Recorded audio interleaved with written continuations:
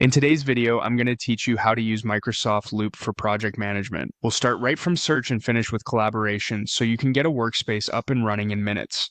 Open your browser and search for Microsoft Loop. In the results, choose the official Microsoft Loop page under Microsoft 365, then select Get Started with Loop. If you're asked to sign in, use your Microsoft account and you'll land in the Loop home. From here, create your space. Click the plus icon, choose New Workspace, give your workspace a clear title, something like the project name and quarter works great, and click Create. Workspaces keep related pages together, so using consistent names makes everything easier to find later. On the first page, add a title for your project. Personalize it by adding an icon and a cover image, then confirm by clicking Add.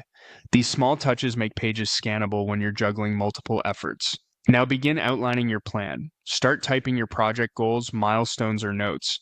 When you need structure, click the plus icon in the editor to open Loops tools. You'll see tables, checklists, dates, code blocks, math equations, text styles, and templates. Pick what fits. A table for a sprint board, a checklist for action items with owners and due dates. You can always reorganize later, so capture information first.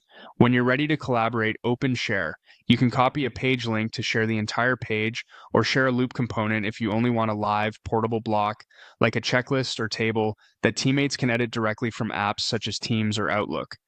This keeps everyone working in the same source of truth without hopping tabs. To bring people in directly, use the Invite and Manage Members icon. Enter the email address of the person you want to add, then click Invite. They'll receive access and can start editing immediately. That's it. You searched for Microsoft Loop, created a workspace, titled and customized your page, added structured content with Loop's tools, shared it via link or component, and invited collaborators. With that, you're ready to manage the entire project in one flexible hub.